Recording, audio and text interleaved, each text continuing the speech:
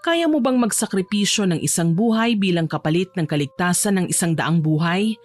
Kaya mo bang gawin yon kahit na ang buhay na isasakripisyo mo ay ang iyong pinakamamahal? Magandang araw po sa inyong lahat. Itago niyo na lamang po ako sa pangalang Sabel. Edad 23, tubong Zamboanga del Sur. May gusto akong ibahaging kwento sa inyo ngayon. Tungkol ito sa sariling karanasan ko sa buhay na kung saan kinailangan kong magdesisyon kung sino ang aking pipiliing iligtas. Ang buhay ng isang tao ba na mahal ko o ang buhay ng lahat? Itay, malapit na po ang reunion natin ah. May nahanap na po ba kayong isusuot nyo? Reunion? Oo nga pala, anak. Kailan nga uli yun? Naku, si Itay talaga. Kinalimutan na naman ang mahalagang okasyon na yon. Sa susunod na araw na po yun, Itay. Ganun ba? Sige. Hindi rin naman ako sigurado kung makakapunta ako. Po? Anong hindi sigurado? Hindi pwedeng wala kayo ron, Itay. Hindi naman yan reunion ng angkan ko, iya. Sa angkan ng nanay mo yan. Kaya hindi na importante kung nandun ako o wala. Ano? Naririnig niyo po ba ang sarili niyo? Naku naman, ano ngayon kung reunion po to ng angkan ni Inay? Asawa po kayo kaya kailangan nandun po kayo, no? Para saan? Para kutyain uli ako ng mga kaanak niya, iya? Para ipamukha ulit nila sa akin na wala akong kwentang asawa? Kasi principal ng eskwelahan ng nanay mo, samantalang ako, driver lang ng habal-habal hanggang ngayon. Itay naman huwag niyo na pong isipin yun. Matagal na panahon na po yung kutsa ang pangyayari sa angkan ni Inay. Sigurado akong wala na po silang pakialam tungkol doon ngayon. Kahit gaano pa katagal yun, anak, at kahit ilang dekada pa ang lilipas, mananatili na yun sa puso't utak ko. Hinding-hindi ko na yun makakalimutan. Oo na po, naiintindihan ko naman kayo. Pero sana'y dadalo pa rin kayo, Itay. Samahan mo naman kami ni Inay. Hindi na nga po makakapunta sina ate at kuya Huwag mo lang pilitin ang mga yun. Alangan namang pauwiin mo rito. Nasa abroad nga sila. Kaya nga po. Oy siya, maiwan na muna kita at mamamasada na ako. Sige po, Itay. Ingat po kayo. Pagkaalis ni Itay, nagpakawala ako ng isang malalim na buntong hininga. Hindi ko lang maiwasang malungkot kapag ganitong bagay na ang pag-uusapan. Itago naman natin si Itay sa pangalang Santiago. Malaki talaga ang galit ng Itay ko sa angkan ni Inay. Minsan na kasi nilang kinutya at inalipusta ang tatay ko kasi nga habal-habal driver siya samantalang principal naman ng elementary school si nanay. Bago lang naman naging principal si nanay. Basta magmula nung nasaktan si Itay dahil sa estado niya sa buhay na hindi nakapagtapos ng pag-aaral, nagtanim na siya ng galit sa pamilya ni Inay, maging sa buong angkan niya. Kaya ngayong reunion na namin doon, malaking problema talaga yun sa akin kung paano ko hihikayatin ng tatay ko na sumama pa rin sa amin. Ang dalawa ko namang kapatid nasa abroad. Nasa Taiwan ang ate ko, samantalang nasa Dubai naman si kuya. 3 lang kaming magkakapatid at ako ang bunso. College student pa lang ako. Ang ate ko, graduate siya ng college, samantalang undergraduate naman si kuya. Si ate ang panganay pero wala pang asawa. Si kuya ay meron na. Naiwan lang dito sa Pilipinas ang pamilya ng kuya ko pero nasa syudad sila. Kami kasi nandito kami sa probinsya lang, hindi bukid, hindi rin syudad. Umaasa lang ako na makakauwi ang mga kapatid ko kasi sobrang tagal na naming hindi nagkikita. Hindi rin kami makapag-usap sa cellphone kasi keypad pa lang naman ang cellphone namin dati. Hindi pa uso ang touchscreen. Oh, anak, anong nangyari sa'yo at parang ang lalim yata ng iniisip mo riyan? Ay, naku, nandyan po pala kayo, Inay. Bakit hindi kayo nag-text na magpapasundo na kayo? Ay naku, hindi na. Alam kong namamasada na ang tatay mo sa ganitong oras. Uwian na ng mga tao galing sa trabaho Oo nga po 4:00 na nga po pala ng hapon. Pero sa susunod po, Inay, mag-text kayo para makatipid kayo sa pamasahe. Nako iha, hindi naman tayo naghihirap para tipirin ang pamasahe. Masasayang lang ang kita ng tatay mo kung susunduin pa niya ako. Ay nako, kayo na nga po ang bahala. Siya nga po pala, Inay, tulungan niyo naman po akong kumbinsihin si tatay na sumama sa reunion Bakit? Nagkausap na ba kayo tungkol doon? Opo ngayon lang din. Oh, ano raw ang sabi niya? Ayun nga po, ayaw sumama. Baka raw kutsain lang siya ulit ng mga kaanak niyo. Ano pa nga bang bago doon? Huwag na nating pilitin niyang itay mo, iha. Naiintindihan ko naman siya. Hindi siya komportable roon kaya hayaan na natin siyang maiwan dito kung ayaw niya talagang sumama sa atin. Inay naman kawawa naman po si itay kung dito lang siya maiiwan habang nag-i-enjoy po tayo ron. Sabel anak, mas kawawa ang tatay mo kung makukutsa lang siya ulit doon ng mga kamag-anak ko. Saksi ka naman kung paano siya alipustahin dati ng pinsan ko, hindi ba? Hindi naman po natin hahayaan mangyari yun ulit. Subukan lang nila, talagang matitikman nila ang tabas ng dila ko. Hay nako iha, pagpahingahin mo na nga muna ako. Pagod na ako ngayon Ay naku, oo nga po pala. Pasensya na po kayo, inay. Sige po, magpahinga na po muna kayo. Maghahanda na rin po muna ako ng hapunan natin bago ko pumasok sa night class ko. Sige iha. Ganon ang cycle ng buhay ko sa araw-araw. Minsan ay nasa bahay lang ako tuwing umaga, tanghali o hapon kapag wala kaming pasok. Madalas kasi ay panggabi ang schedule ng klase ko mula alas 5 ng hapon hanggang alas 8:30 ng gabi. Bago ako pumasok ng klase, nagluluto muna ako ng ulam at nagsasaing ng kanin para sa hapunan namin. Pagod na kasi ang nanay ko kada uwi niya galing sa eskwelahan. Maging si itay man ay siguradong napapagod rin sa pamamasada. Pagkatapos kong asikasuhin ang mga trabaho sa bahay, naligo na nga ako at nagbihis. Tsaka ako dumiretso ng eskwelahan. Sumakay lang ako ng tricycle papunta roon. Pagdating ko, agad kong hinanap ang matalik kong kaibigan na si Kent. Matagal na kaming magkaibigan ng lalaking yun, mula junior high school pa lamang. Nang makita ko siya mula sa di kalayuan, agad ko na nga siyang tinawag at naglakad takbo papalapit sa kanya. Kent! Oh, Sabel, nandito ka na pala. Ang aga mo yata. Ha? Maaga pa pala? Akala ko late na ako Hindi, ikaw talaga. Hindi ka makaintindi ng joke. Ang tanga mo. Wow ha, salamat. Hindi naman masakit. Oh, ba't ka nga natagalan? Malapit ka nang malate. Malamang nagsaing pa ako tsaka nagluto ng ulam. Ano pa nga bang bago? Ganun naman palagi, hindi ba? Oo na. Ano namang meron dyan sa mukha mo? Ba't ka nakabusangot? Kasi namumroblema ako kay tatay Bakit? Anong meron? May nangyari ba sa tatay mo? Wala naman. Nahihirapan lang akong pilitin siya na sumama sa reunion ng angkan ni nanay. Naku, talagang mahihirapan ka dyan. Sa lalim ba naman ng hinanakit niya sa angkan ng nanay mo Sinabi mo pa, hindi ko na nga alam kung paano ko siya kukumbinsihin Hayaan mo na. Huwag mo nang pilitin kung ayaw. Ako nga rin, namumroblema na rin sa dami ng pangyayari sa bahay. Bakit? Ano naman nangyari sa'yo? Yung kapatid kong lalaki, nakabuntis. Si ate naman, problemado sa boyfriend niya kasi nahuli niya raw na naglolo ko. Si inay naman, ayun, at malaki natalo sa sugal. Kaya inaaway ang tatay ko na wala namang ginagawa. Naku, magkano naman daw ang natalo sa kanya? 6,000 raw Naku naman, malaking halaga nga yan. Paano yan ngayon? Hindi ko alam. Hindi naman yun madaling kitain ni itay sa pagiging barbero niya Hindi naman palaging may nagpapagupit sa kanya ng buhok kada araw. Oo nga naman. Talagang mahirap kitain ng isang barber ang 6,000. Hindi lang basta mahirap kundi napakahirap talaga. Yun na nga Ako na nga dumidiskarte sa pangmatrikula ko. Tapos pasaway pa yung si inay. Pagsabihan mo na kasi ang nanay mo, Kent. Baka sa susunod niyan sa gilid ng kalsada na kayo pupulutin. Oo nga Pero ayos Nagkaroon na ng laman ng mga sinasabi mo. Hindi ka natatanga-tanga at lutang. Inirapan ko na lang ang kaibigan ko at saka mahinang pinalo sa balikat. Lagi niya talaga akong inaasar sa katangahan ko dahil matalino siya at bobo naman ako. Magkaiba man kami ng utak, pareho naman kaming problemado sa buhay kaya patas pa rin kami. Maya-maya pa, may mga babae na ngang dumadaan sa harapan namin at talagang nagpapakyut pa sila kay Kent.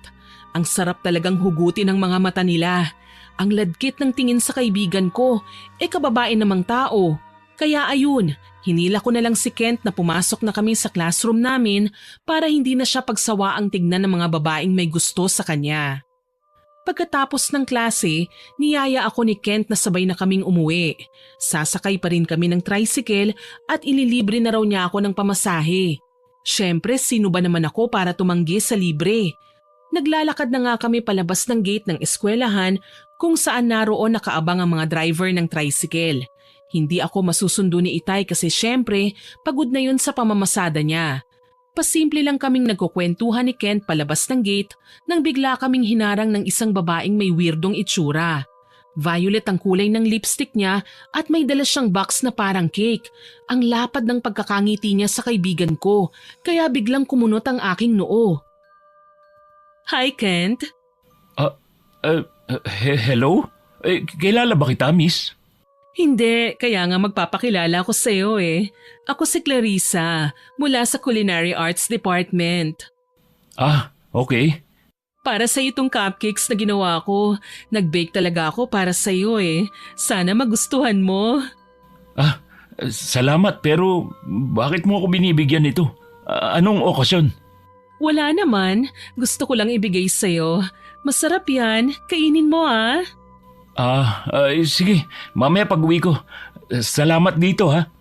Walang anuman. Uuwi ka na ba? Samahan na kita.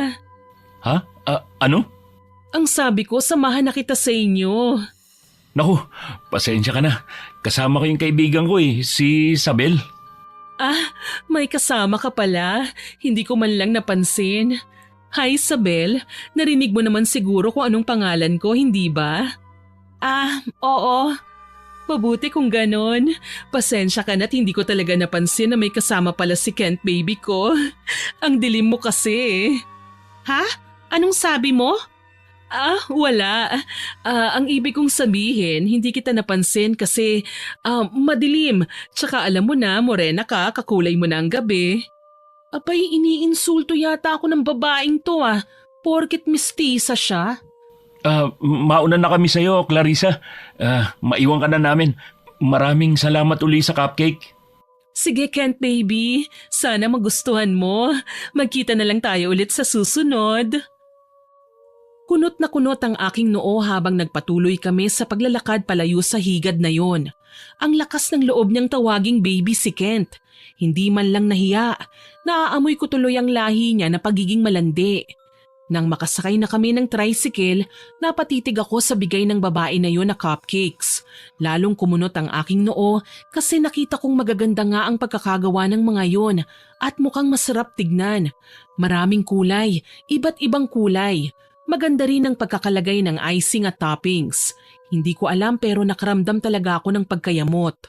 Parang gusto kong hablutin ang mga cupcake na yon tsaka itapon sa kalsada. Huy, Isabel! Gusto mo bang humingi nitong cupcake? Ha? Hindi na. Para sa'yo yan eh.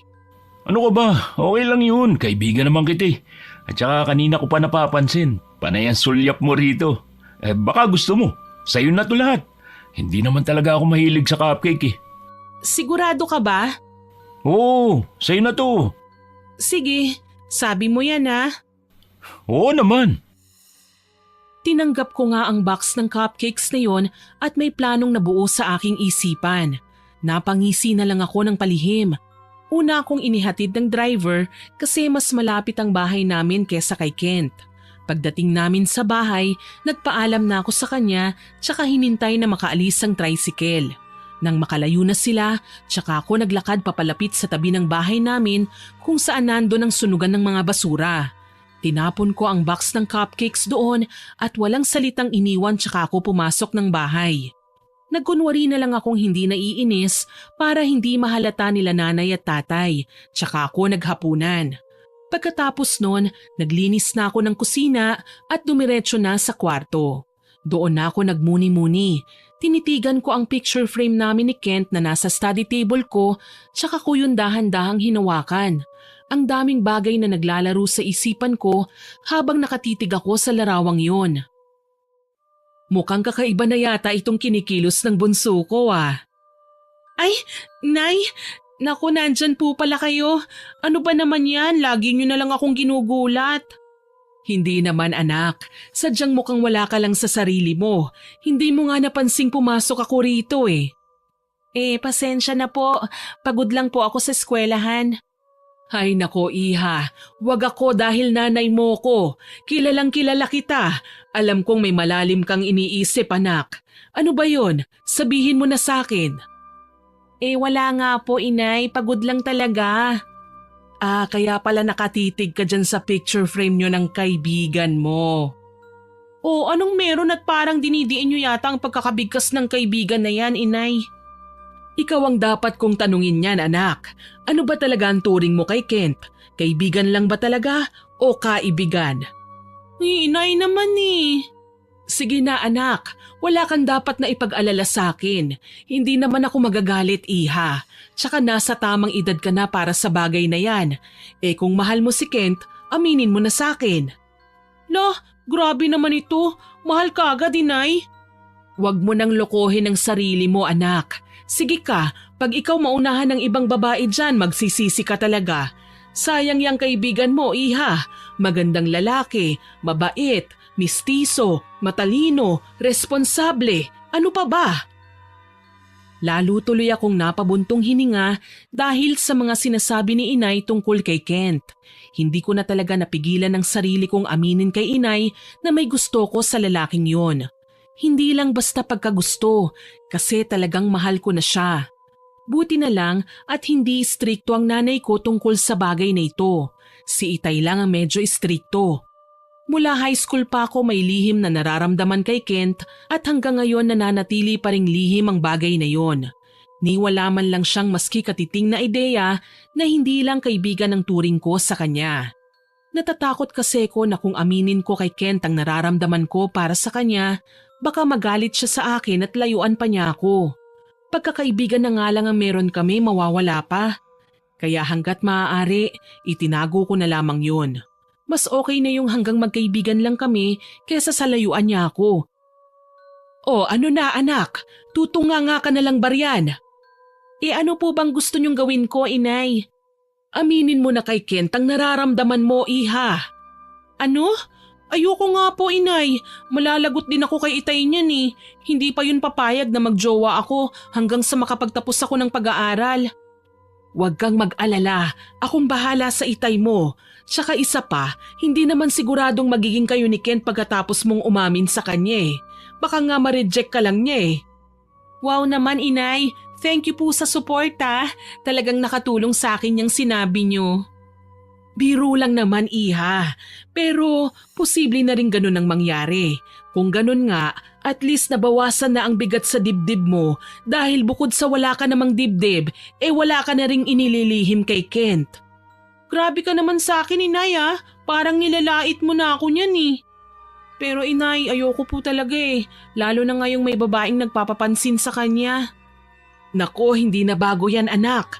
Sa gwapo ba naman ng Kent na yon, natural lang na maraming babae ang magkakandara pa sa kanya. Hindi po, iba ngayon. Parang kakaiba. Ha? Bakit? Paano mo nasabi, iha? Kasi po, dati kung may babaeng magbibigay ng kung ano-ano kay Kent, hindi niya naman tinatanggap ang mga yon. Pero itong babae na ito, tinanggap ni Kent ang binigay sa kanya.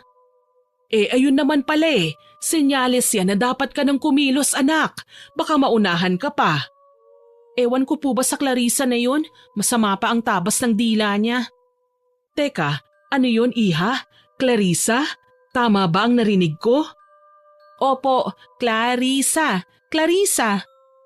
Nako, sana mali ang iniisip ko. Bakit po inay? May problema ba? May kilala akong Clarissa na halos kasing edad mo iha. Anak ng mag-asawang mangkukulam, kaya kung iisa ang babaeng nasa utak natin ngayon, mag-iingat ka. Hindi lang basta-basta mangkukulam ang pamilyang yun, kundi manggagayuma rin. Po, si Clarissa po bang tinutukoy nyo? Sino pa nga ba? Naku naman inay, ang lala ng utak nyo. Baka naman ibang Clarissa ang kilala nyo. Sana nga anak. Sana nga, kasi hindi naging magandang nakaraan namin ng mga magulang ng kakilala kong Clarissa. Magtatanong na sana ako kay inay kung anong ibig niyang sabihin, kaso nagpaalam na siya sa akin na matutulog na raw siya kasi maaga pa siyang papasok bukas sa eskwelahan. Sa susunod na pagkakataon na raw niya ikukwento sa akin ang tungkol sa nabanggit niya. Ako naman, wala akong nagawa para pilitin si inay kaya natulog na rin ako. Kinaumagahan, naging ordinaryo pa rin ang pangyayari. Maliban doon sa pagkakataong nilapitan ulit ni Clarissa si Kent. Ako na nga lang ang umalis noon at nagkunwaring may lakad pa ako kasi ayokong nakikita ang babaeng yon na hinaharot ang kaibigan ko. Itinuon ko na lang ang aking atensyon sa pagkumbinsi kay Itay na sumama sa reunion hanggang sa nagtagumpay na nga ako sa bandang huli dahil hindi ko talaga siya tinigilan hanggat hindi siya pumapayag. Makalipas ang isang araw na yon, dumating na nga ang araw ng reunion. Handang-handa na akong kilalanin ng mga bagong miyembro ng aming angkan mula sa mga asawa nila at mga anak. Umaasa rin ako na sana ay hindi nila pagdiskitahan ng tatay ko kasi talagang ipagtatanggol ko siya. Mahal ko ang angkan ko pero mas mahal ko ang aking Itay syempre naman. Handa na ba kayo? Opo naman po inay, ako pa, matagal na akong handa ano. Ikaw Han, tapos ka na bang mag-ayos? Oo, wala naman akong arte sa katawan, gaya nyo ng anak mong yan. Siyempre naman Itay, kailangan talaga naming magpaganda. Inihanda ko lang ang sarili ko kung tatanungin nila ako kung may jowa ba ako o wala. Abay, anong jowa ka riyan? Magtatapos ka muna ng pag-aaral. Kaya nga po, sa yun lang po talaga ang madalas na tanong ng mga tito, tita, tiyo, tiya, lolo, lola at kung sino-sino pa tuwing may reunion. Ewan ko sa'yong bata ka. O siya tama na yung daldal nyo, tara na at baka mahuli pa tayo. Makalipas ang ilang minutong biyahe, nandun na nga kami sa venue kung saan ginaganap ang reunion na yon. Sa motor ni Itay lang kami sumakay para makatipid ng pamasahe. Siyempre sabay kaming dumating doon pero dahil naaaliw ako sa mga bata, humiwalay muna ako kina Inay at Itay at nakipaglaro sa mga pinsan kong bata. Mahilig kasi ako sa mga chikiting na yon. Maya-maya pa, napansin kong parang may nagkakagulo roon sa labas kaya pinuntahan ko na kagad. Nagulat ako nang makitang si Itay yon at may kaaway siya. Minsan mo na akong tinapakang gago ka, kaya hindi mo na ako matatapakan ulit. Porket mukha kang paa, tatapakan mo na ako, ha? Ang kapal din naman ng pagmumukha mo, no? Akala mo kung sino kang profesional. Santiago, tama na kasi yan. Ano ba? Nakakahiya sa mga tao. Bakit ako sinasaway mo? Yan tiyuhin mo ang sawayin mo. Wala na yatang ibang magawa yan sa buhay kundi apakan ako tuwing magtatagpo ang landas namin eh. Alam mo, ang mabuti pa, umuwi na lang tayo. Ayun na nga ang pinakamabuting gawin. Inay, Itay, teka lang naman po. Anong uuwi? Wala pang isang oras nang dumating tayo rito eh. Uuwi na tayo anak. Kumilos ka na riyan. Nakakahiya na itong ginagawa ng tatay mo. Ako pa? Ako pa talaga? Yang tiyuhin mo nagsimula. Nananahimik lang ako rito sa tabi habang inihintay kang matapos sa banyo. Nang bigla na lang akong nilapitan ng taong yan para alipustahin ulit ako. Tama ba yun? Aba, hindi talaga tama yun, Itay ah. Isa ka pa, Sabel. Tara na nga't umuwi na tayo. Medyo kinakabahan na nga ako ng sandaling yon. Naaamoy ko na ang away ng mga magulang ko pag uwi namin. Kilala ko si Inay. Minsan lang siyang magalit pero todo-todo naman. Tsaka mahirap din para sa kanyang wag kampihan ang angkan niya kahit mag-away pa sila ng tatay ko. Lagi niyang inuuna ang kanyang angkan pero naiintindihan ko naman siya kasi gusto niya lang magkaroon ng maayos na relasyon sa kanila. Kapag kasi sila lang ni Itay ang mag-aaway, madali lang naman nilang ayusin yun. Pero kung angkan na ni Inay ang sumama ang loob sa kanya, parang hindi na siya mapapalagay kasi nga mahirap ayusin. Hindi nagtagalay nakauwi na nga kami sa bahay. Pagpasok pa lang namin, nagsisisigaw na sa inis ang nanay ko. Nagbubunga nga na siya. Ano bang nakain mo't pinatulan mo ulit ang tiyuhin ko ha, Santiago? Bakit akong tinatanong mo niyan? Bakit hindi ang tiyuhin mo? Tanungin mo siya kung ano nakain niya at inaapakan niya na naman ako. Napag-usapan na natin ang tungkol dyan, hindi ba? Hindi ba't nagkasundo na tayo kahapon na kahit na anong mangyari, wag na wag mo na silang papatulan? Madali lang para sa iyong sabihin yan kasi hindi ikaw minamaliit nila. Maawa ka naman sa pride ko. Pride, pride, pride! Lintik na pride yan! Ibaba mo na yung pride mo dahil totoo naman ang sinasabi nila eh. Wala kang pinag-aralan, wala kang propesyon. Pwede bang tanggapin mo na lang yon ha? Ano bang gusto mong mangyari habang buhay mong poproblemahin ang bagay na yan? Ano? Naririnig mo ba sarili mo, Belia? Pati ba naman ikaw? Tigilan mo na nga ako sa kadramahan mong yan, Santiago. Hindi na tayo mga bata rito. Ang tatanda na natin, oh. Ang akin lang naman, pinahiya mo ako ulit kanina. Pinahiya? Anong pinahiya? Paano kita pinahiya? Ako nga itong pinahiya na Dewey mo sa harapan ng iyong buong angkan. Pinahiya mo pa rin ako dahil pumatol ka. Alalahanin mong prinsipal na ako ngayon, Santiago. Sa tingin mo ba, magandang pakinggan na ang asawa ng prinsipal nakikipag-away na parang bata? Talaga? Ganun lang talaga para sa yung bagay na yun. Ay sige, wala na akong magagawa pa kung ganun lang kababaw sa iyo ang nararamdaman ko. Bahala ka sa buhay mo. Magsama kayo niyang angkan mong matapobre. Nasasaktan akong marinig sina Inay at Itay na pinag-aawayan ng tungkol sa bagay na yun. Ayokong may kampihan sa kanila pero sa pagkakataong yun, mas naiintindihan ko pa ang tatay ko kaysa kay Inay. Alam naman sana namin kung ano ang pinaghuhugutan ni Itay ng sama ng loob niya mula pa noon. Masyado nang nasasaktan ng tatay ko kasi pinagtatawanan lang siya ng angkan ni Inay dahil habal-habal driver lang daw siya. Samantalang prinsipal ang nanay ko. Sinabihan pa nga nila si Inay dati na bobo raw ito kasi nagpakasal siya sa isang habal-habal driver. Nadismaya tuloy ako sa nanay ko kasi sa halip na ipagtanggol niya si Itay sa kanila, lalo niyang dinagdagan ng sama ng loob ng tatay ko. Pagkatapos nilang magsigawan, padabog na dumiretso si Inay sa kwarto nila habang sa kusina naman dumiretso ang tatay ko. Iinom yata ng tubig. Kaya ayun, una ko munang pinuntahan si Inay para kahit papaano ay maipaliwanag niya sa akin kung bakit ganun ang ginawa niya. Oh, bakit ka nandito, Sabel? Doon ka sa tatay mo. Alam kong kampi ka sa kanya. Kitang-kita ko kung paano mo ako titigan ng masama kanina. Grabe naman po yan, Inay. Hindi naman po. Bakit ka nga nandito? Wala ako sa mood makipag-usap ngayon, Iha. Hindi ba halata? Inay, kasi naman po, bakit ba hindi nyo nalang ipagtanggol si Itay sa halip na ipahiya siya lalo na sa harapan ng buong angkan nyo? Pagod na akong ipagtanggol siya, Sabel. Ano kami, mga bata? Paulit-ulit na lang? Po, anong paulit-ulit?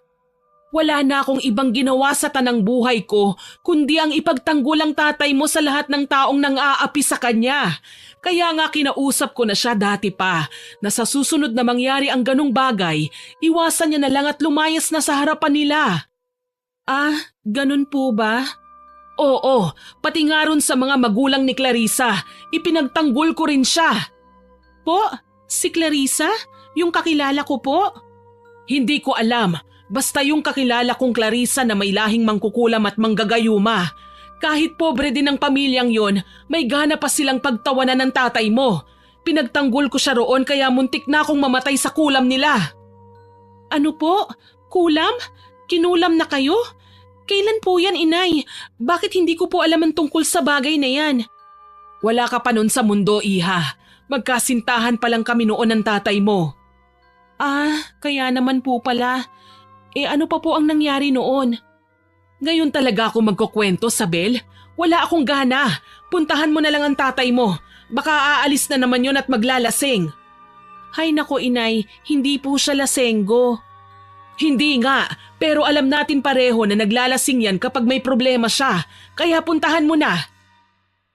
Sinunod ko na nga si Inay. Pinuntahan ko si Itay sa kusina at nandun pa rin naman siya, ginagawang alak ang tubig. Ang lalim ng iniisip niya. Naawa tuloy ako kay Itay. Ramdam ko kasi ang nararamdaman ng tatay ko kahit hindi ko naranasan ang nararanasan niya. Gusto ko siyang yakapin pero nahihiya lang ako. Dahan-dahan na lang akong humahakbang papalapit sa kanya hanggang sa matabihan ko siya. Nagkunwari pa akong nauubo para lang mapansin ni Itay kasi parang hindi niya napansing may tao na sa tabi niya. Itay? Oo, anak. Bakit? May kailangan ka ba? Wala naman po. Ano lang, Gusto ko lang humingi ng pasensya sa inyo para sa nagawa ni inay. Ha? Uy, bakit naman? Alam naman po natin ang ginawa ni inay eh. Maski ako po, hindi ko po masyado maintindihan kung bakit hindi na lang niya kayo ipagtanggol sa kahihiyan. Ay nako, hindi mo naman kailangang gawin yan anak. Alam ko naman pagod na ang nanay mo sa ganitong pangyayari. Ako lang talaga itong hindi pa rin makatanggap na ganito lang talaga ako. Huwag niyo pong sabihin yan, itay. Proud po kaya ako sa inyo. Alam ko po ang kwento niyo ni nanay nung hindi pa ako naisisilang sa mundong ito. Malaki kaya ang naitulong niyo sa kanya para makapagtapos siya ng kolehiyo. Oo nga, pero hindi pa rin nun mababago ang katotohanan na hindi ko mapapantayan ang propesyon ng nanay mo. Principal siya, samantalang ako habal-habal driver lang. Tay, habal-habal driver po kayo. Hindi habal-habal driver lang. Huwag niyo pong maliitin yan kasi marangal na trabaho kaya yan. Hindi naman sa ganon anak. Ang mga tao kasi. Hayaan mo na po ang takbo ng utak ng mga taong yun, itay. Wala naman silang ambag sa buhay natin eh. Nauwi sa mahigpit na yakapan ang pag-uusap namin ni itay. Mabuti na lang at napapangiti ko pa rin siya. Makalipas ang ilang oras, naalala kong may klase nga pala ako pagkaalauna. Kaya naghanda na kagad ako papasok sa klase. Namiss ko na rin kasi si Kent. Pagdating ko roon, nakita kong may babaeng kausap si Kent. Nakatalikod sa akin ang babaeng yon kaya hindi ko makilala kaagad. Kumunot ang aking noo. Lagi na lang kasing may babaeng nakapaligid sa kaibigan kong yon. Iba talaga pagwapo, matalino at mabait. Crush ng campus.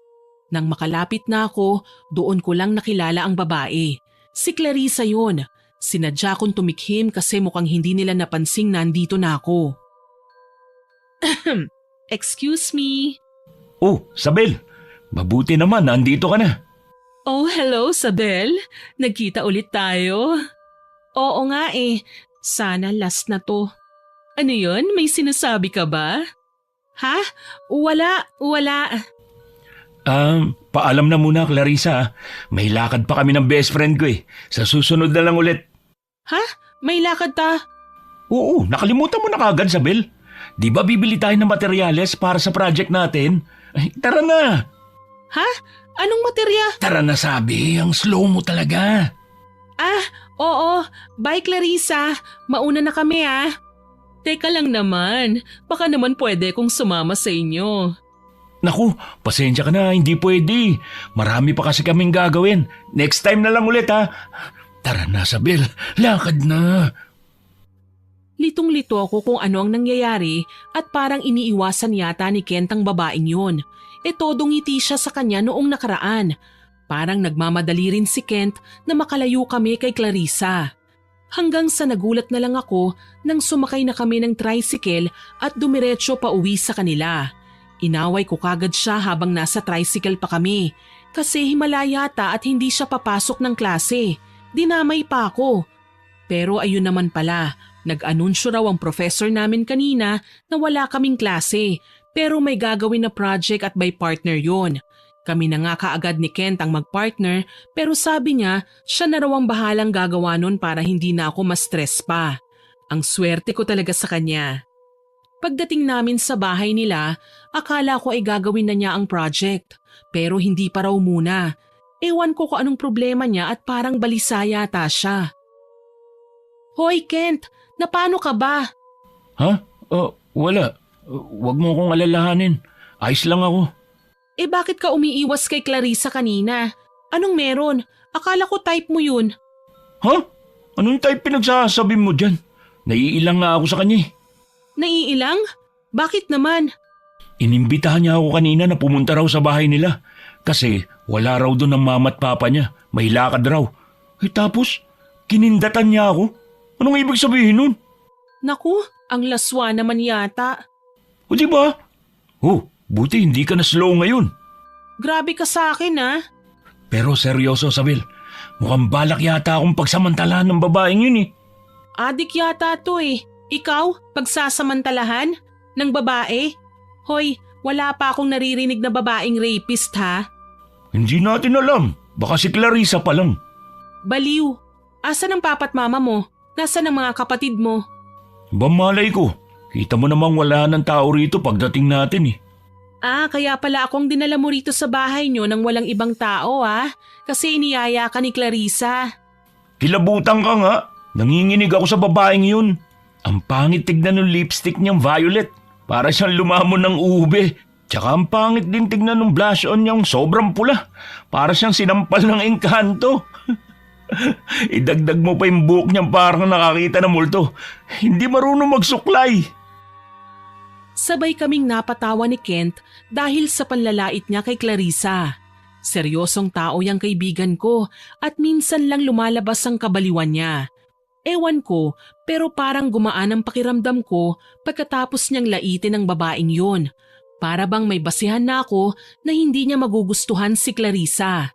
Masama na kung masama, pero anong magagawa ko kung ganun talaga ang nararamdaman ko? Maya-maya pa, may biglang kumatok sa pinto nila. Ako na sana ang magbubukas pero pinigilan ako ni Kent. Baka daw mama niya na yun o papa niya, kaya siya na ang magbubukas. Pero nagulat ako nang bigla siyang mapasinghal. Clarissa? Anong ginagawa mo rito? Hi Kent baby, surprised? Anong surprise? Paano mo nalaman ang bahay namin? Siyempre pag gusto ko maraming paraan. Sinundan kaya kita. Bakit mo dinala si Isabel dito? Anong ginagawa niyo? Naku naman bakit ka ba nandito? Sa na-miss ka agad kita Kent baby. Pwede ba akong tumuloy sa loob? Pasensya ka na, hindi pwede. Bakit hindi? Nandyan nga si Isabel Bakit siya pwede tapos ako hindi?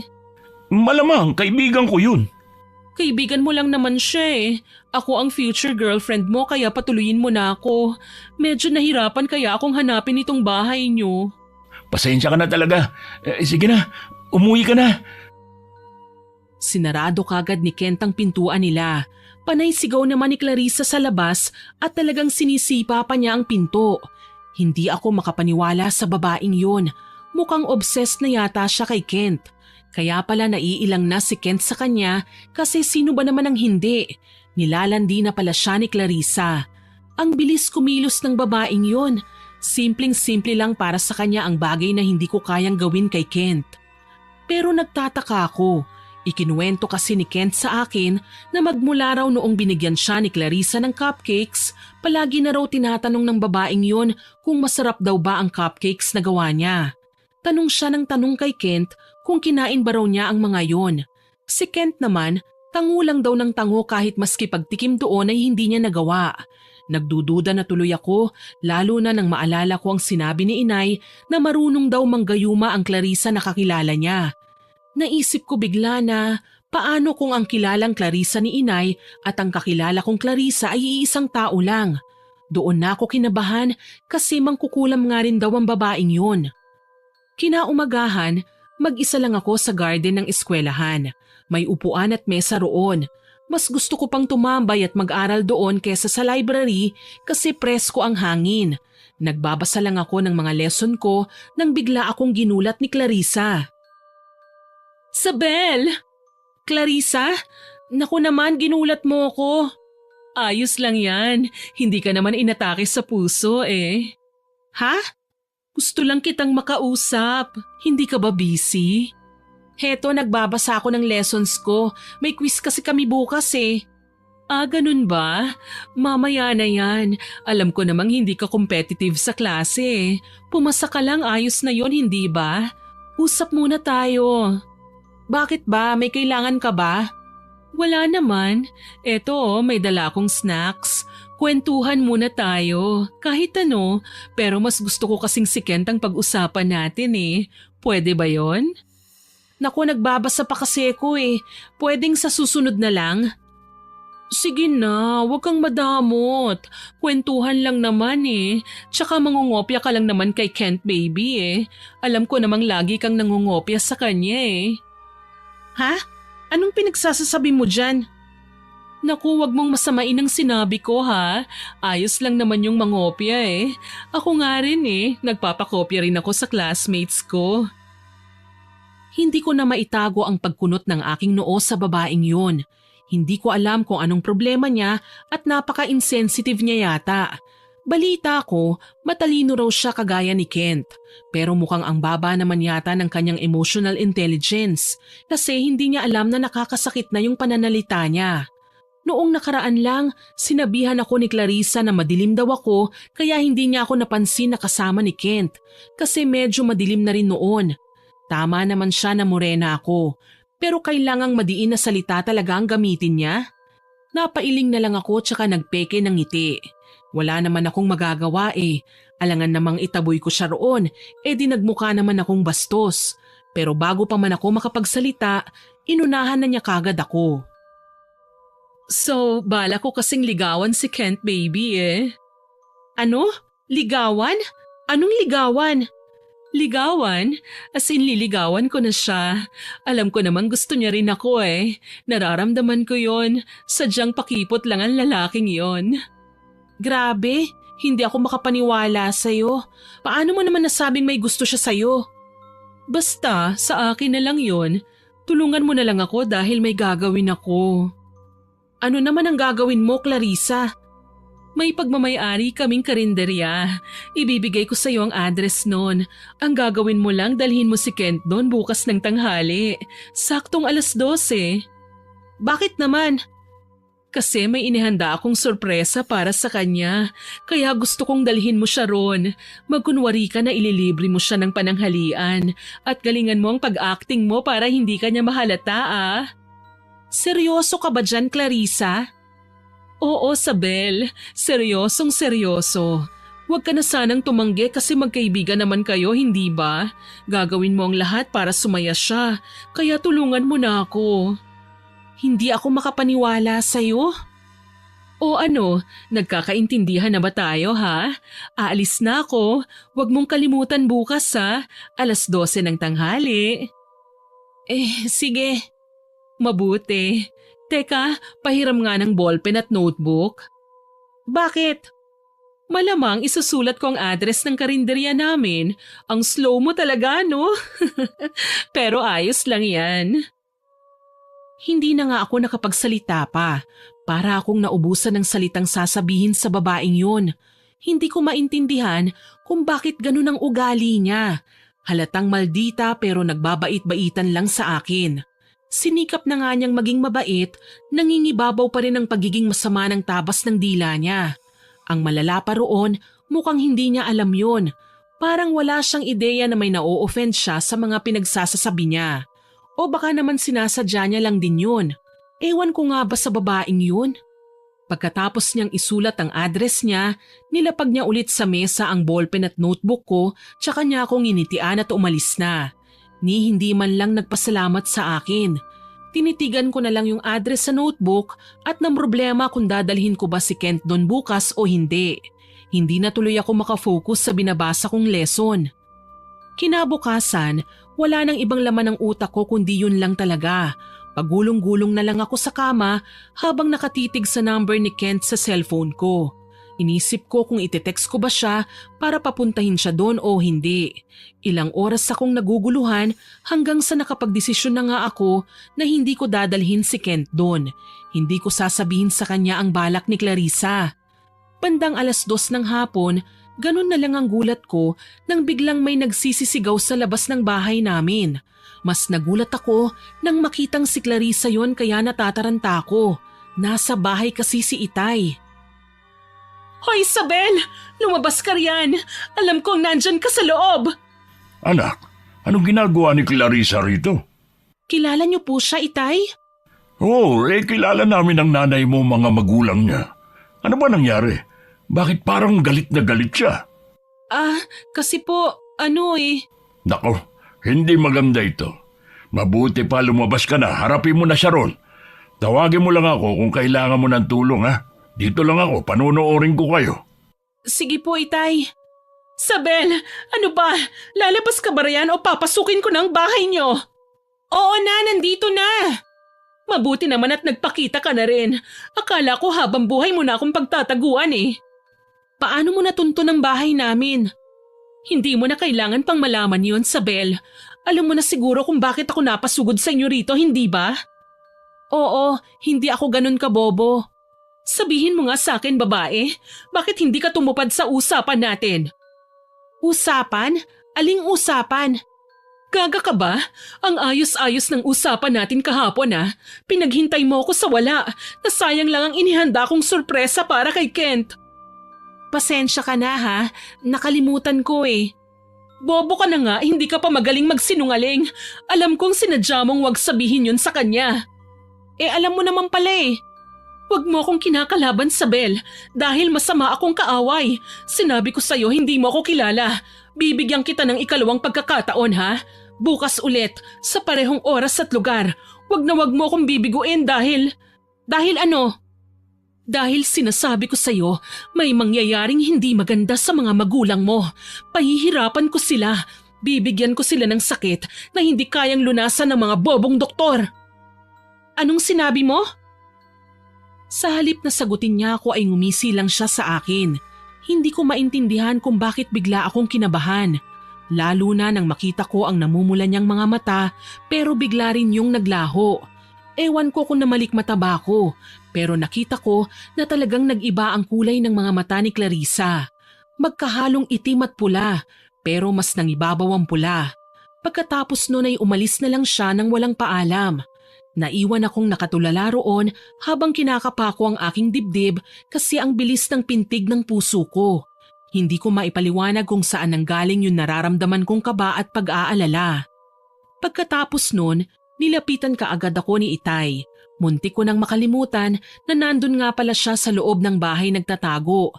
Akala ko'y narinig niya ang lahat ng pinag-usapan namin ni Clarissa. Pero may ilan pala siyang hindi narinig. Buti na lang talaga at ibinulong lang ni Clarissa ang tungkol sa pananakot niya sa akin.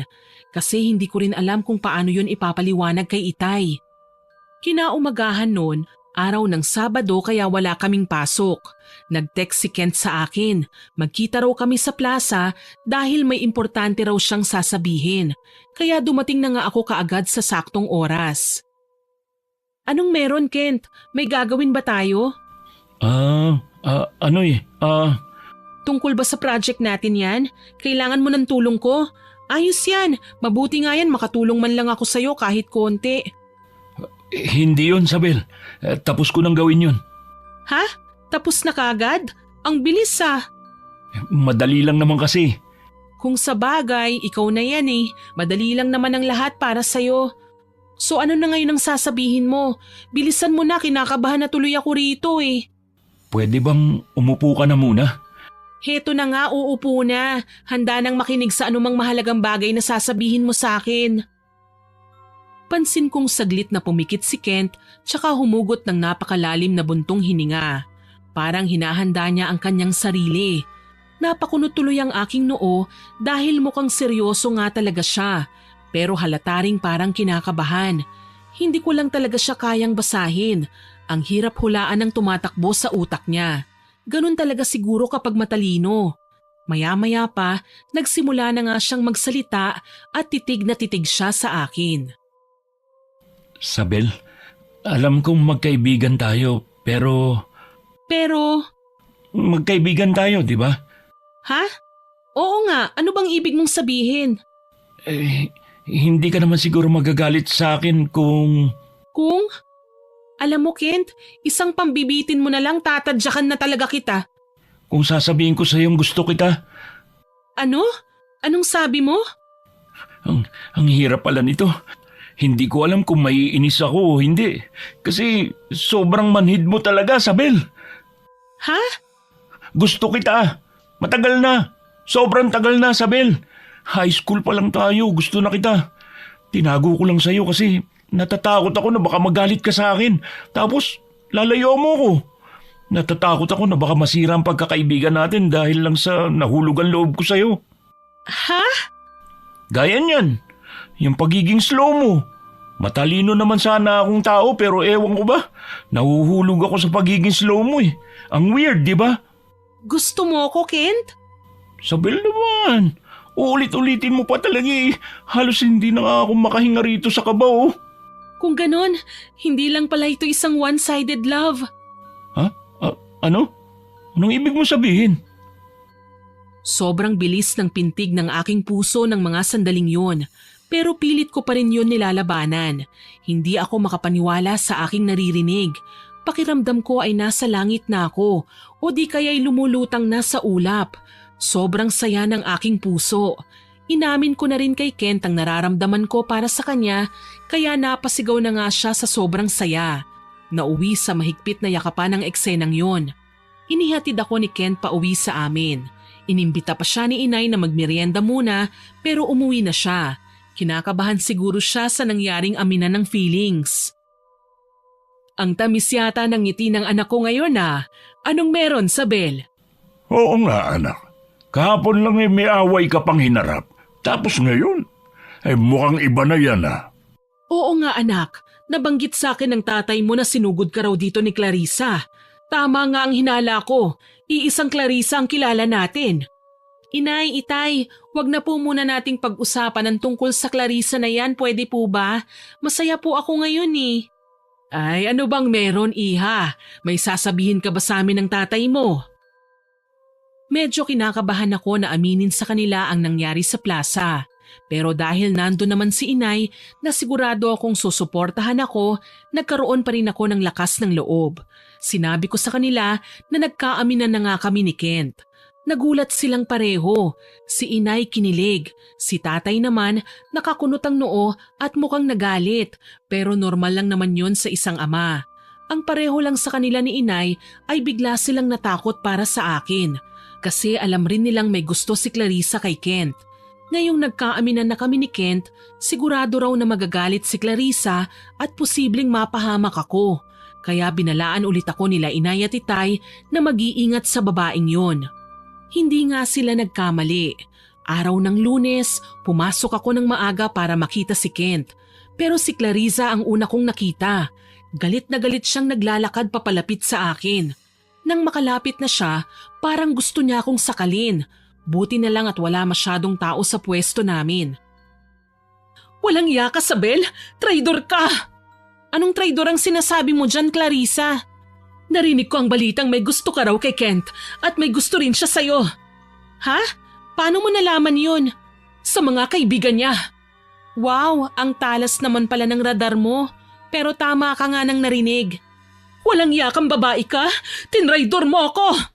Paanong tinraidor ha? Alam mong gustong gusto ko si Kent.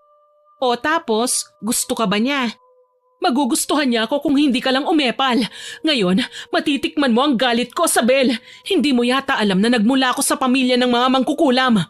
Humanda ka sa akin. Makikita mo ang hinahanap mo. Walang pasabi ulit siyang tumalikod sa akin. Gusto ko sana siyang habulin para itanong kung ano ang ibig niyang sabihin, pero unti-unti naman yung naging malinaw sa aking isipan. Kukulamin niya ako o di kaya'y kukulamin niya sina inay at itay. Dahil doon, muli akong nakaramdam ng kaba pero mas malala na yun at ayoko ng ganong pakiramdam. Inilihim ko pa rin kina inay at itay ang tungkol sa bagay na yon maging kay Kent. Mas naging sweet naman si Kent sa akin at para na siyang nanliligaw pero hindi pa niya sinabing nanliligaw siya.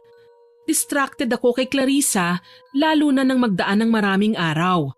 Napapansin kong parang may kakaibang sakit na iniinda sina inay at itay pero mas malala sa nanay ko. Nahihirapan na siyang pumasok sa eskwelahan.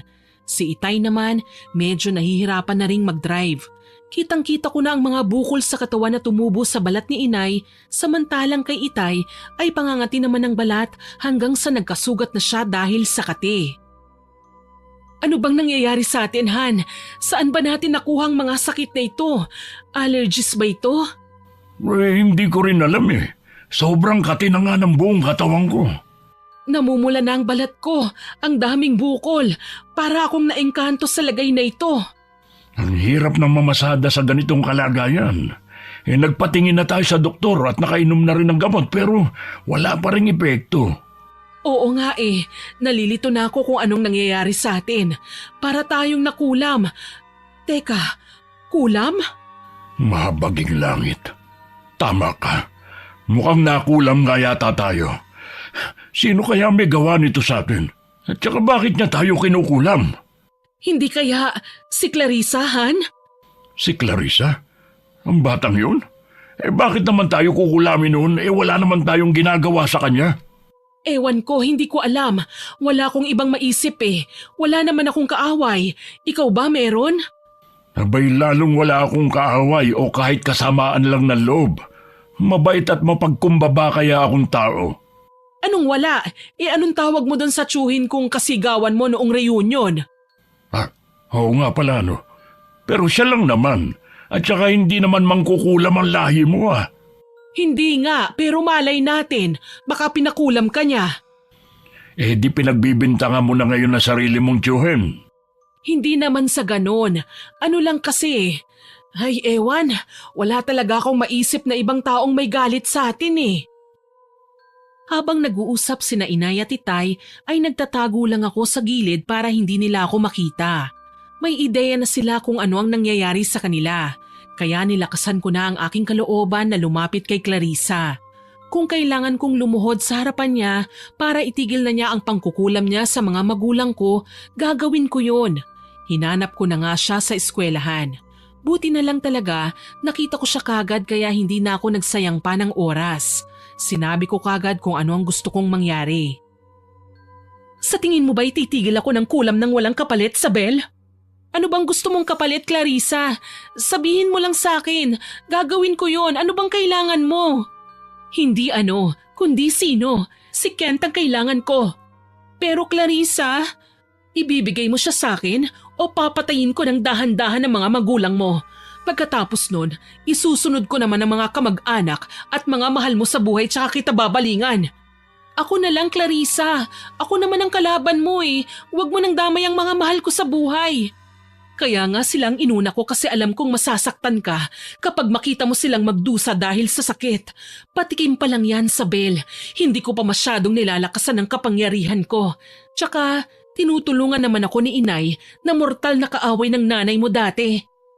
Wala akong pakialam sa kwento ng mga magulang natin. Ang sa akin lang naman sana tigilan mo na sila. Nakikiusap ako sa'yo, Clarissa. Maawa ka naman. Awa? Ano yan? Nakakain ba yan? Isa lang ang kondisyon ko, Sabel. Ipaubaya mo sa akin si Kent at tulungan mo kong ibigay sa kanya ang gayuma o mamamatay ang mga magulang mo at madadamay ang buong angkan nyo. Pumili ka lang, Sabel. Napaiyak na lang ako dahil sa labis na pagkadismaya at takot na naramdaman ko. Parang nawalan ako ng lakas dahil doon. Kinailangan kong mamili sa pagitan ng mga taong parehong mahal ko. Kung pipiliin ko si Kent, mapapahamak sina Inay at Itay at ang angkan ko, pati na rin ako. Kung pipiliin ko naman sila, si Kent naman ang mawawala sa akin. Hindi nga siya mapapahamak pero mawawala naman siya sa kanyang sarili dahil mabubulag siya sa gayuma ni Clarissa. Hindi ko na tuloy malaman kung ano ang dapat kong gawin. Wala rin akong sapat na lakas ng loob para sabihin sa aking mga magulang ang tungkol sa problema kong yun. Lalong-lalo na kay Kent kaya sinarili ko na lamang ang lahat. Nagdaan ng ilang araw, nagulat ako nang nilinaw na ni Kent sa akin ang lahat. Ayaw niya raw ng malabong bagay-bagay kaya nilinaw niya sa akin kung anong ginagawa niya. Magmula ngayon, liligawan na kita ng formal, Sabel ha. Hindi mo na ako basta kaibigan lang, kundi manliligaw na. Ha? Talaga? Oo, sana naman huwag kang maiilang sa akin. Ituring mo pa rin ako kung paano mo ako tinuring dati. Ikaw ang bahala. Sige. Pero kung gusto mong tuldukan ng pagkakaibigan natin para hindi na malito kung anong gagawin ko, ayos lang din sa akin yun. Purong manliligaw at nililigawan ng relasyon nating dalawa. Pwede rin yun. Talaga? Sigurado ka? Oo naman. O sige, kahit ano. Basta wag mo lang akong layuan ha. Oo, Kent. Teka, ayos ka lang ba? Kanina ko pa napapansing parang wala ka sa sarili mo eh. Tapos, nauutal ka pa. Ha? Wala. Ayos lang ako. Sigurado ka dyan? Para kasing may dinadala kang problema eh. Kung ano man yan, sabihin mo na sa akin. Baka makatulong ako. Hindi, wala akong problema. Ayos lang talaga ako. Kinulit pa ako ng kinulit ni Kent pero sinikap ko pa ring itago sa kanya ang totoo. Wala akong balak na sabihin sa kanya ang tungkol sa usapan namin ni Clarissa. Binigyan ko nga ng sapat na oras ang sarili ko para makapagdesisyon. Pinag-isipan kong mabuti kung sino ang pipiliin kong iligtas. Kung minsan nga ay nakakalimutan ko ng kumain kasi isip lang ako ng isip. Sumasakit na nga ang utak ko kahit aminado kong wala ko noon. Hanggang sa napahinto na lang ako nang may mabuong desisyon sa aking isipan. Alam kong sobrang hirap nitong gagawin ko pero wala akong nakikitang mas tama pa sa desisyon na ito. Matatapos na ang isang bagay na hindi pa nga namin nasisimulan. Kailangan kong isakripisyo si Kent para sa kaligtasan ng aking mga magulang at ng mga angkan ko. Wala na akong pakialam sa aking sarili. Pero kahit na ganoon, umaasa pa rin ako na hindi tatabla ng gayuma ni Clarissa si Kent. Ang kailangan ko lang ay gumaling si nanay at tatay mula sa kulam ng bruhang yon. Dahil sa desisyon ko, nakipagkita na nga ako ng palihim kay Clarissa. Kabadong-kabado ako na para bang sasabak ako sa isang matinding gera. Bakit ka nagpakita sa akin, Sabel? May desisyon ka na ba? Siguraduhin mo lang natutupad ka sa pangako mo, Clarissa. Pangako? Anong pangako ba yon? Umayos ka nga. Ang sabi mo titigilan mo na ang pangkukulam kina inay at itay at hindi mo idadamay ang angkan ko kapag ipinaubaya ko sa'yo si Kent. Yun nga, Sabel. Pangako ko yan sa'yo. Huwag kang mag-alala dahil hindi ako nambabali ng pangako. May prinsipyo at paninindigan din naman ako, ano? Hindi ko alam kung anong prinsipyo at paninindigan ang tinutukoy mo. Pero sige, handa na ako. Anong gagawin ko para sa'yo? Mahusay, Sabel. Sumama ka sa akin. Saan tayo pupunta? Huwag ka nang maraming tanong. Sumama ka na lang. Kahit labag man sa aking kalooban, sumama na lang din ako. May kinuha siya sa bag niya na malaking jacket na may hoodie at ipinasuot niya sa akin yon. Binigyan niya rin ako ng face mask at malaking sunglasses. Isuot ko raw ang lahat ng yon para walang makakakilala sa akin na kasama siya. Ibang klase rin pala mag-ingat ang babaeng yun. Dinala niya ako sa karinderya nila. Yung sinabi niya noong nakaraan kung saan niya inihanda ang sorpresa niya para kay Kent. Nagpalinga-linga ako sa paligid at wala naman akong nakitang kakaiba. Ordinaryong karinderya lang din. Pinaghintay muna ako ni Clarissa roon dahil may kukunin lang daw siya sa pribadong silid nila. Wala naman akong nagawa kundi maghintay na lang din. Napakunot na lang ako ng aking noo habang tinititigan ko ang mga taong kumakain doon. Siguradong wala silang kamalay-malay na pamilya ng mangkukulam at manggagayuma ang may-ari ng karinderyang kinakainan nila. Maya-maya pa, lumabas na nga si Clarissa. May dala siyang isang maliit na lunchbox na may lamang kakanin. Napakunot kagad ang aking noo nang makita ko yon. Ibigay mo yan kay Kent ngayon. Siguraduhin mong kakainin niya yan, ha? May gayuma ito, tama ba? Malamang, Sabel. Hindi ko nga maintindihan kung bakit hindi pa rin tumatalab kay Kent ang unang gayuma na binigay ko sa kanya eh. Mukhang kinain naman niya ang mga cupcake na yon. Kaya nilakasan ko palalo ang gayuma na yan. Sigurado akong tatalab na yan ngayon. Ang sama mo, Clarissa! Huwag ka nang magsalita pa. Umalis ka na lang at ibigay mo na sa kanya yan. Wala na kaming pasok sa araw na ito, kaya dito lang ako sa karinderya. Umalis ako roon sa karinderya nang hindi nagpapaalam kay Clarissa. Dumiretso ko sa bahay nila Kent at walang masidlan sa kabang nararamdaman ko noong mga sandaling yun. May pagdadalawang isip pa rin kung ibibigay ko ba yun sa kanya o itatapon ko na lang. Pero wala pa rin eh, natakot pa rin ako na mapahamak ang buhay ng mga magulang ko. Kaya tumuloy pa rin ako sa bahay nila Kent. Para bang sinaksak ang aking puso sa pananakit noon, ni hindi ko siya kayang tignan sa kanyang mga mata noong pinagbuksan niya na ako ng pinto. Oh, Sabel, nandito ka pala. Tuloy ka. Hindi na Kent. Nagpunta lang ako rito para ibigay sa itong kakanin. Talaga? Naku, siguradong masarap yan. Ikaw ba gumawa niyan? Oo, niluto ko. Sana magustuhan mo. Siyempre naman. Salamat dito ha. Oo, mauna na ako Uuwi ka na? Dito ka na lang muna. Para sabay na tayong papasok sa eskwelahan mamayang 5:00.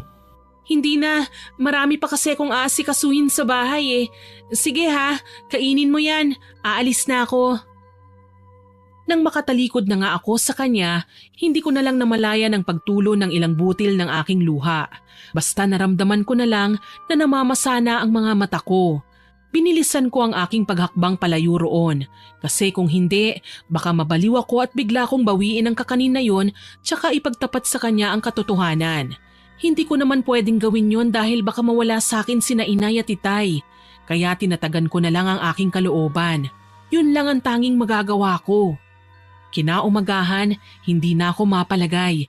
Hindi ko pinapansin si Kent noong gabi sa eskwelahan pagkatapos kong ibigay sa kanya ang kakanin na yon. Kinukulit niya ako pero iniiwasan ko siya kasi nilalamon ako ng konsensya ko. Makalipas ang ilang araw, akala ko aayon sa plano ang lahat pero nagulat na lang ako sa mga sumunod na pangyayari. Ang bilis bumaligtad ng sitwasyon. Bigla akong kinausap ng masinsinan ni Kent. Kabadong-kabado na ako. Sabel, may dapat ka bang sabihin sa akin? Ha? Wala naman. Bakit? Nitong nakaraang araw, napapansin ko may kakaiba sa kinikilos mo. Kaya inalam ko na mag-isa. Ha? Inalam? Anong ibig mong sabihin? Hindi ako makapaniwalang nagawa mo sa akin to, Sabel. Nagawa ang alin? Huwag ka na magmaang-maangan pa. Alam ko na ang totoo. Ano bang sinasabi mo dyan, Kent? Hindi kita maintindihan. Magsabi ka na ng totoo. Anong totoo bang sinasabi mo? Si Clarissa, alam ko na ang plano niyong dalawa laban sa akin. Bakit mo to nagawa sa akin, Sabel? Paano mo nagawa to? Kent, makinig ka muna sa akin. Magpapaliwanag ako. Makikinig ako kaya magsalita ka na. Ipaliwanag mo sa akin kung bakit nagawa mo kung ipagayuma kay Clarissa. Hindi ko maintindihan, Sabel. Hindi ko maintindihan. Papatayin niya sa kulam ang mga magulang ko kung hindi ka niya makukuha, Kent. Ano? Naipit ako sa sitwasyon eh. Mangkukulam si Clarissa, Kent. Mangkukulam ang buong pamilya niya. Paano na ngayon? Kinulam niya sina inay at itay. Nanganganib ngayon ang buhay nila. Natatakot akong mawala sila sa akin eh. Ang sabi ni Clarissa, kung hindi ko siya tutulungan na makuha ka, papatayin niya sa kulam ang mga magulang ko at idadamay niya rin ang buo kong angkan. Bakit hindi mo sinabi sa akin ang bagay na ito? Dahil hindi mo naman kailangang malaman pa. Ayokong may maski isang mapahamak sa inyo. Kung pwede nga lang ako na lang ang sakta ni Clarissa eh. Kaso hindi. Gusto ka niya, Kent. Gusto ka niyang mapa sa kanya. Kaya gumamit siya ng gayuma para makuha ka niya. Ganun kanya kagusto. At ikaw, hindi? Ano bang laban ko sa isang mangkukulam at manggagayuma na kagaya niya? Sabel naman, pinili mong iligtas ang angkan mo na umalipusta sa pagkatao ng tatay mo. Hindi lang naman silang pinag-uusapan dito eh. Mga magulang ko rin. Hindi ko kakayaning mapahamak sila ng dahil sa akin. Kaya nagawa mo akong isakripisyo para mailigtas mo sila? Ano bang dapat kong gawin ha? Hayaang mamatay sina inay at itay dahil sa kulam ni Clarissa? Hindi sa ganon, Sabel. Ayoko rin naman mapahamak ang inay at itay mo. Ang akin lang naman, sana sinabihan mo ko. Sana dalawa tayong humarap sa baliw na bruhang yun. Hindi yung mag-isa kang nahihirapan. Patawarin mo ako. Patawad, Kent. Mabuti na lang talaga. At hindi ko kinain ang kakanin na binigay mo. Ha? Hindi mo kinain? Oo, matagal na akong naghihinala sa kinikilos mo. Kaya sinundan kita nung araw na yon. Nakita kong magkasama kayo ni Clarissa. Kahit balutin mo pa ang buong katawan mo, makikilala at makikilala pa rin kita, Sabel. Hindi ko man narinig ang lahat ng usapan nyo, pero nakita ko ang ginagawa nyo. Kung ganun, hindi mo nakain ang gayuma niya? Hindi, tinapong ko ang kakanin na yon. Nagkunwari lang akong masaya nun para hindi mo rin ako mahalata. Kinumpirma ko muna kay Clarissa kung ano ba talagang ginagawa niya. Mabuti na lang at umamin din ang lokalokang yun. Nag-usap kami. Kung ganun, alam mo na ang lahat? Oo, alam ko na. Nandito lang ako dahil gusto ko rin marinig ang paliwanag mo. Pasensya na, hindi ko alam ang tungkol sa nangyari sa mga magulang mo. Ako dapat ang humingi ng pasensya sa'yo eh. Tama na yan. Nasaktan lang ako pero hindi ako galit sa'yo. Doon ako kay Clarissa galit na galit. Ay, ang mabuti pa, kausapin muna natin ang inay at itay mo Alam na ba nila ang tungkol dito? Hindi pa, natatakot ako eh. Oh, kita mo na? Tara, manghingi tayo ng tulong sa kanila. Kailangan mapigilan natin ang Clarisang yun. Natatakot pa rin ako pero nang hawakan ni Kent ang aking kamay, parang nabawasan ng dinadala kong pag-aalala. Hindi ako nag-aalala na baka magalit sina inay at itay sa akin dahil sa ginawa ko. Ang pinag-aalala ko ay baka lumala ang kondisyon nila dahil siguradong galit na si Clarissa ngayon dahil pumalpak ang plano niya. Nag-tricycle na kami ni Kent. Pagdating namin sa bahay, nagtataka si itay kung bakit seryosong-seryoso raw ang mukha namin. Wala pa si inay kasi nasa eskwelahan pa. 4:00 pa ang uwi niya. Gaya ng inaasahan, gulat na gulat din si itay sa nangyari. Tsaka lang niya nalaman ang tungkol sa pagbabanta ni Clarissa sa buhay naming lahat. Siyempre, nagalit din si itay pero nahihirapan nga lang siyang ilabas yun kasi medyo lumalala na nga ang kondisyon niya dahil sa kulam. Si Kent naman, nagulat din siya nang makita niya ang kalagayan ng tatay ko. Makalipas ang ilang oras, dumating na si inay. Balot na balot ang buong katawan niya para hindi makita ang bukol-bukol. Mabuti na lang talaga at walang bukol sa mukha ni inay maging sa kanyang leeg. Nagulat din si inay nang ikwento ni itay sa kanya ang lahat ng nangyari. Galit siya, galit na galit. Tsaka nabanggit ni inay naman ang mana raw si Clarissa sa nanay niya. Yun pala, may kwento nga talaga sila sa nakaraan. Minsan na rin daw inagaw ng nanay ni Clarissa ang tatay ko gamit ang gayuma at kulam. Hindi ako makapaniwalang naranasan ko ang naranasan ni inay sa pamilyang yun. Wala tayong laban sa kulam nila, anak. Masyadong malakas ang mga demonyitang yan. Kung ganun, ano pong gagawin natin? Kung ako lang, talagang dadaanin ko sa dahas ang mga mangkukulam na yan. Ayan ka na naman sa pagiging marahas mo eh. Lalo lang lumalala ang sitwasyon kung dadaanin natin sila sa dahas. Ang mabuti pa, daanin muna sa mahinahong usapan. At paano kung hindi yun gumana? Daanin sa legal na paraan. Sa tingin mo ba gagana yan? Hindi nga natin sila naipakulong dati eh. Basta, kausapin na muna natin sila at magmakaawa tayong itigil na nila ito. Tayo pa talaga ang magmamakaawa sa kanila? Sila na nga itong may malaking kasalanan sa atin eh. Inay, wag po tayong magmataas. Kaya ko naman pong gawin yon para sa inyo ni itay eh. Wag na po kayong mag-alala, ako na po ang bahala rito. Anong ikaw ang bahala? Kasama mo ko, ikaw talagang babae ka. Sasama kami ng tatay mo, anak. Huwag na po. Hindi nyo pa kakayanin yun, lalo na't nahihirapan pa kayo sa kondisyon nyo. Dito lang po kayo sa bahay ninyo. At kami na lang ni Isabel ang bahala rito. Sigurado ka ba, iho? Opo. Inihanda muna namin ni Kent ang aming sarili bago namin haharapin si Clarissa. Kung ordinaryong tao lang sana ang babaeng yun, hindi sana kami matatakot sa kanya. Kaya lang, mangkukulam nga siya kaya kailangan naming mag-ingat sa kanya.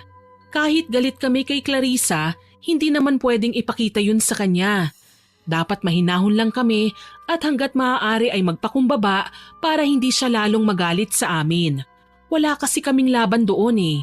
Isang araw ang nagdaan nang magpunta na kami ni Kent sa bahay nila Clarissa. Nahirapan kaming mahanap yon kasi masyadong malayo at wala sila masyadong kapitbahay. May iilan lang pero mukhang kaanak lang nila ang mga yon. Pagdating namin doon, gulat na gulat nga siya at parang gusto niya na kagad manakal. Kayo, anong ginagawa niyo rito? Magandang araw, Clarissa.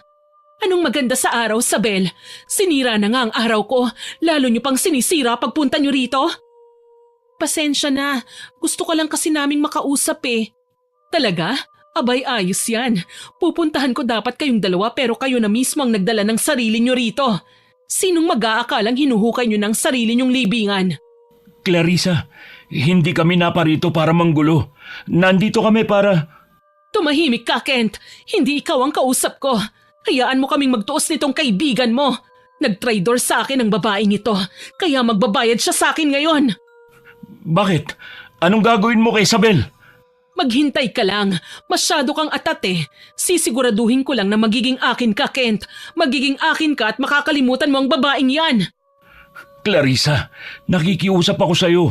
Pabayaan mo na kami ni Isabel. itigil mo na rin ang pangkukulam mo sa mga magulang niya. Maawa ka naman. Hindi! Pinaglaruan niyo ang damdamin ko kaya magbabayad kayo! Hindi ako papayag na hindi kita makuha, Kent! Pero mahal ko si Isabel, Clarissa. Kung totoong mahal mo ko, hayaan mo ko sumaya sa piling ng babaeng mahal ko. Ah, ganun ba? Talagang pinipilit mo akong gawin ito, ha? Ganito na lang. Kung talagang hindi ka na magiging akin, pues hindi ka rin magiging kay Isabel. Hindi ka magiging pag-aari ng sino man. Bakit, Clarissa? Ano na naman ang binabalak mong gawin? Manood ka, Isabel. Mga kuya, labas! Kayo nang bahala sa dalawang ito! Kumunot ng husto ang aking noo nang tinawag ni Clarissa ang sinasabi niyang mga kuya niya. Agad rin akong napakapit sa braso ni Kent nang makita kong may 4 na lalaking lumabas mula sa bahay nila. Malalaki ang katawan ng mga yon. Hindi sila mukhang mga adik pero masasama naman ang aura. Hindi na nakapagtatakang may lahi nga silang mangkukulam. Napaatras kami ni Kent. Hinila ako ng isang lalaki at sinundan pa ng isa. Hinawakan nila ako at bahagyang inilayo kay Kent kaya nagsisisigaw ako. Pilit naman akong inaabot ni Kent hanggang sa nagkagulo na nga kami roon. Isabel! Bitawan niyo siya! Ano ba? Kent! Ano ba? Bitiwan niyo ako! Pagbugin niyo na ang lalaking yan. Sirain niyo ang pagmumukha niya. Yang babae rin yan, pagsawaan niyo siya hanggat gusto niyo. Kayo nang bahala sa kanya, mga kuya. Manonood lang ako rito. Ano? Seryoso ko ba dyan, Clarissa? Nababaliw ka na ba? Simulan niyo na! Para na akong inaatake sa matinding kaba. Sinimulan na nga nilang bugbugin si Kent kaya sigaw na ako ng sigaw kada natatamaan siya. Umiilag naman si Kent pero 2 ang kalaban niya at malalaki pa ang katawan nila. Hindi naman ako makatulong lalo na't hinahawakan din ng 2 lalaki ang magkabilang kamay ko. Nagpupumiglas lang ako habang sumisigaw. Nagmamakaawang tumigil na sila dahil dumudugo na ang ilong ni Kent. Makalipas ang ilang minuto nilang pambubugbog sa kanya, bagsak na nga sa lupa si Kent. Hinang-hina na siya kaya napaiyak na lang ako nang wala sa oras habang patuloy na tinatawag ang pangalan niya. Pagkatapos nun, ako naman ang binalingan ng mga lalaking yon kaya nataranta ako. Magaling! Ngayon, pwede niyo nang pagsawaan ang katawan ng Isabel na yan. Ha? Ano? Huwag niyo siyang sasaktan, pakiusap. Clarissa, huwag mong gawin to. Pinilit mo akong gawin ito, Kent. Kung pumayag ka lang sana na maging akin ka, hindi sana mapapahamak yung babaeng yan ngayon. Kung yun lang ang kailangan mo, sige. Papayag na ako. Gamitan mo na ako ng kung ano mang kapangyarihan mong itim. Hindi! Ano ka ba naman, Kent? Hindi mo kailangan gawin ito! Basta, palayain mo lang si Isabel at tigilan mo na ang kulam sa mga magulang niya. Tumigil ka, Kent! Hindi ako papayag! Hindi rin ako papayag na mapahamak ka, Isabel. Mahal na mahal kita. Ang buong akala ko, doon na tuluyang masisira ang lahat. Humahagulgol na nga ako ng iyak. Akala ko ay lalong magagalit si Clarissa pero nagulat na lang ako nang bigla siyang tumayo at pinatigil ang mga kuya niya. Nakatayo lang siya ng ilang segundo roon bago niya kami nilapitan at isa-isang tinapunan ng tingin. Nakikita ko sa mga mata ni Clarissa ang magkahalong sakit, galit at awa. Wala siyang ibang sinabi kundi ang mga katagang, "Umuwi na nga kayo! Mga buwisit kayo!" Nagulat ako. Nagulat din si Kent. Walang pasabing tumalikod si Clarissa sa amin at pumasok sa bahay nila. Sumunod naman sa kanyang mga kuya niya raw. Nakita ko ring nanonood lang sa amin ang mga magulang niya. Ayoko nang magtagal pa roon kaya inakay ko na nga si Kent. Sinikap niya namang makatayo. Inalalayan ko siya sa paglalakad hanggang sa makauwi kami sa amin. Hindi ko maintindihan sa umpisa kung anong ibig sabihin ng biglaang pagtigil ni Clarissa pero habang lumilipas ang ilang araw at linggo, naiintindihan ko na. Nagpaubaya siya. Hindi man sa salita, ngunit nakikita ko sa gawa. Tinigilan niya na nga kami ni Kent at unti-unti na ring gumagaling ang kulam ni na Inay at Itay. Nabalitaan ko ring lumipat na raw ng paaralan si Clarissa kaya naging payapa na ang buhay namin. Ang bilis ng pangyayari. Hindi na nga ako nagsayang pa ng panahon. Sinagot ko na si Kent. Naging opisyal na kaming magkasintahan. Grabe, hindi ako makapaniwalang naranasan natin ang lahat ng yon, mahal. Oo nga, mahal. Ang lala nun. Akala ko'y mawawala ka na sa akin. Ako rin eh. Buti na lang biglang nagbago ang takbo ng utak ni Clarissa. Oo, mahal. Kaya sana may nakuha tayong aral sa pangyayaring yan. Huwag nating sarilinin ang problema natin. Mas okay yung sinasabi natin sa mga taong pinagkakatiwalaan natin para may karamay tayo.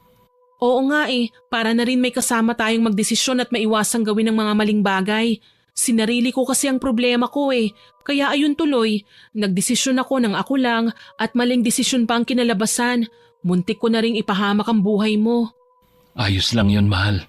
Ang mahalaga, may natutunan tayo sa pangyayaring yon. Sa susunod, magagawa na nating iwasan yon. Tama ka, mahal. Ang pangyayaring yon ang hindi ko makakalimutang karanasan sa aking buhay. Nagawa kong isakripisyo ang buhay ng taong pinakamamahal ko kapalit ng kaligtasan ng 100 katao. Hindi literal na 100 kundi buhay ng aking ina, ama at mga kamag-anak. Nagdesisyon ako nang hindi ko pinag-iisipan ng mabuti kaya pumalpak ako sa bandang huli. Kaya yun ang aral na natutunan ko mula sa karanasan na ito. Marami tayong pwedeng maging kaagapay at hindi natin kailangan sarilinin ang mga suliranin sa buhay. Tandaan po natin na nandyan pa rin ang may kapal na handang makinig at tumulong sa atin. Sana po ay nagustuhan niyo ang kwento natin ngayon. Pero bago ko po tapusin ito, hindi makukumpleto ang upload natin ng walang shoutout. Shoutout po kay Ma'am Jenny Abadjano, kay Miracle of Love, kay Supladang Pasaway na magbe-birthday ngayong August 22. Happy birthday po, Ma'am. Kay Ma'am Arlisa Valera from Saudi Arabia, kay Jasmine Ali, kay Ma'am Early Joy Fernandez, at sa mga kamag-anak niyang sina Real Joy, Esther Joy Fernandez, at sa dalawa niyang anak na sina Princess Joyce, Tristan Guzmo, hello po sa inyo, kay Lynn Smith Boss, kay Josa Salinas, kay Rochelle Duldulao from Isabela, kay Sir Marco Nanes at kina Ate Auring, Minda, Ne, Kuya Dennis J. Onad at sa mga boss niyang sina Kuya Ruel at Ate Mirna.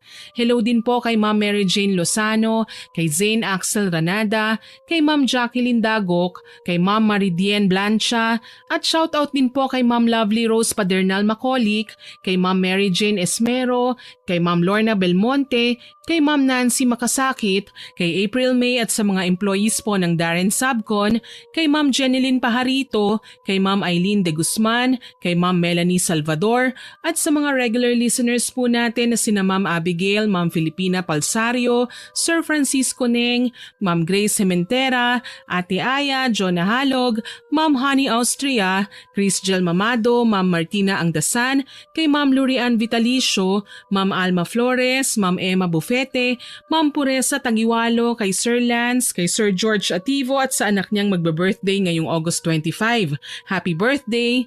Kay Rubilin Eneria at sa Eneria family, kay Ma'am Rosalina Bogayon at kay Ma'am Basanta Mila. Maraming salamat po sa lahat ng nakinig sa kwento nating ito. Abangan po ninyo ang mga susunod pa nating stories at huwag kalimutang mag-subscribe, like, share and comment sa upload natin. Para din po mabilis nyong makikita kung may bagong upload tayo, i-hit nyo lang po ang notification bell para lagi kayong updated sa mga bagong upload natin. Goal po natin ay maka 100k subscribers po tayo, kaya aasahan ko pa rin po ang inyong suporta. Muli, ako po si Miss Winnie na buong pusong nagpapasalamat sa inyong pakikinig.